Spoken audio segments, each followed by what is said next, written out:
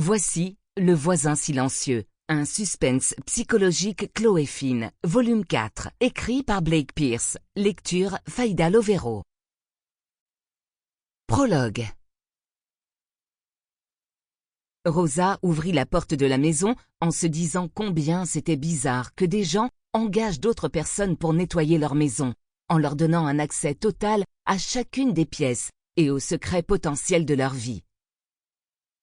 Rosa nettoyait des maisons dans la région de Falls Church, en Virginie, depuis maintenant 6 ans, et elle était souvent tombée sur des choses assez inattendues. Elle était étonnée combien les gens faisaient peu d'efforts pour dissimuler leur indiscrétion et leurs secrets.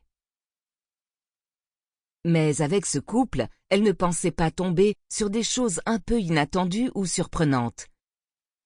C'était son tout dernier client, le 7e sur sa liste, et celui qui lui permettrait d'atteindre son but de gagner 4 000 $ par mois, juste en faisant du nettoyage. Ce n'était pas si mal pour une femme qui avait eu du mal à payer son loyer de 350 $ en nettoyant des tables. Ce couple, les Fairchild, semblait bien être le genre à n'avoir aucun scandale caché. Un gentil couple marié, bien qu'un peu trop impliqué dans leur travail. Le mari était courtier en bourse et il voyageait au moins une fois par mois à New York et à Boston pour y assister à des réunions. Son épouse, une femme à l'air effacé d'une 50aine d'années, n'avait pas l'air de faire grand-chose. Elle était une sorte d'influenceuse sur les réseaux sociaux, quoi que ça veuille dire. Mais c'était un couple aimable.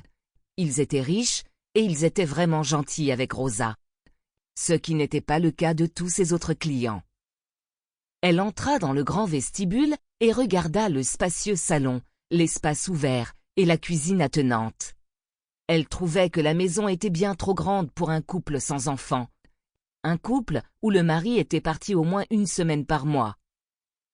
En regardant autour d'elle, Rosa sut tout de suite que ça allait être l'une de ces fois où elle allait avoir l'impression de ne pas vraiment mériter son salaire.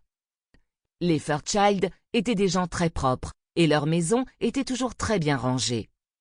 Rosa allait bien entendu s'atteler à sa tâche, frotter, aspirer et nettoyer les fenêtres. Mais c'était loin d'être un dur labeur dans la maison des Fairchild. Elle alla à la buanderie et au vestibule adjacent où elle remplit l'évier d'eau en y versant un peu de produit parfumé à la lavande. Elle allait commencer par le sol de la cuisine vu que c'était la pièce la plus utilisée de la maison. En attendant que le sol sèche, elle Sample complete. Ready to continue?